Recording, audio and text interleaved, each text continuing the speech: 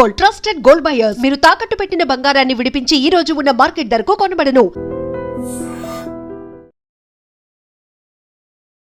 నమస్తే, welcome to I dream. నేను Rachel. ఇక మీదట మోటార్ వాహన రంగంలో భారీ మార్పులు రాబోతున్నాయి.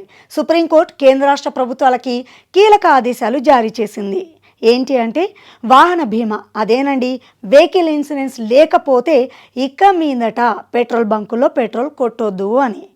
దీనికి కారణము లేకపోలేదు. మన దేశంలో ఏటా లక్షల సంఖ్యలో రోడ్ యాక్సిడెంట్స్ మనం చూస్తూ ఉన్నాము. ఈ యాక్సిడెంట్స్ అయినప్పుడు వాహన బీమా, అదే వెహికల్ ఇన్సూరెన్స్ లేకపోతే గనక బాధితులకు వారి కుటుంబాలకి నష్టపరిహారం అందడంలో దశాబ్దాల పాటు జాప్యం జరుగుతోంది.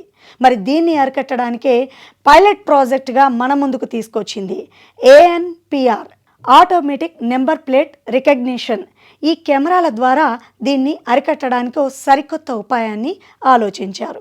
అదేంటి అంటే టోల్ గేట్ల దగ్గర మన వెహికల్స్కి కెమెరాస్ ఆటోమేటిక్గా మన నెంబర్ ప్లేట్ని రికగ్నైజ్ చేసుకుంటాయి కదా.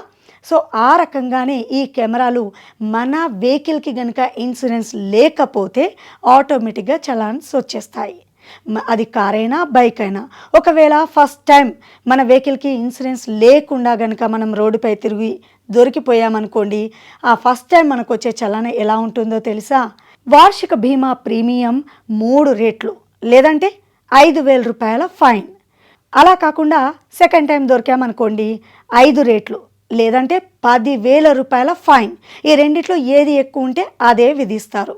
సో ఇన్ని రోజులు మనము వెహికల్కి ఇన్సూరెన్స్ ఉన్నా లేకపోయినా చక్కగా రోడ్లపైన తిరిగేసాం. కానీ ఇప్పుడు అలా కాదు, మన వెహికల్కి ఖచ్చితంగా ఇన్సూరెన్స్ ఉండాల్సిందే. ఈ వెహికల్ ఇన్సూరెన్స్ మనం కొత్తగా ఏదైనా కార్ కొంటున్నాం అనుకోండి, దానికి థర్డ్ పార్టీ ఇన్సూరెన్స్ 4 ఇయర్స్, లేదంటే బైక్ తీసుకుంటే కనుక దానికి థర్డ్ పార్టీ ఇన్సూరెన్స్ 6 ఇయర్స్ పెంచాలనే వాదన వినిపిస్తోంది. సో మొత్తం మీద మన వెహికల్కి అయితే తప్పనిసరిగా ఇన్సూరెన్స్ అనేది ఉండాల్సిందే. ఇన్సూరెన్స్ లేకపోతే ఇక మీదట ANPR చెప్పాను కదా, ఆటోమేటిక్ నెంబర్ ప్లేట్ రికగ్నిషన్ ద్వారా మీ వెహికల్కి ఖచ్చితంగా చలాన్స్ వచ్చే ప్రమాదం ఉంది. తస్మాత్ జాగ్రత్త. మరి సుప్రీంకోర్టు ఇచ్చినటువంటి ఈ ఆదేశంపై కేంద్ర రాష్ట్ర ప్రభుత్వాలు ఏ విధంగా ముందడుగు వేస్తాయో చూడాలి. మనమైతే మనవంతు బాధ్యతగా ఖచ్చితంగా మన వెహికల్కి ఇన్సూరెన్స్ చేయించుకోవడం తప్పనిసరి. మీరేమంటారు? కామెంట్ రూపంలో తెలియపరచండి. మరో మంచి టాపిక్తో మళ్ళీ మీ ముందుంటా. నమస్తే.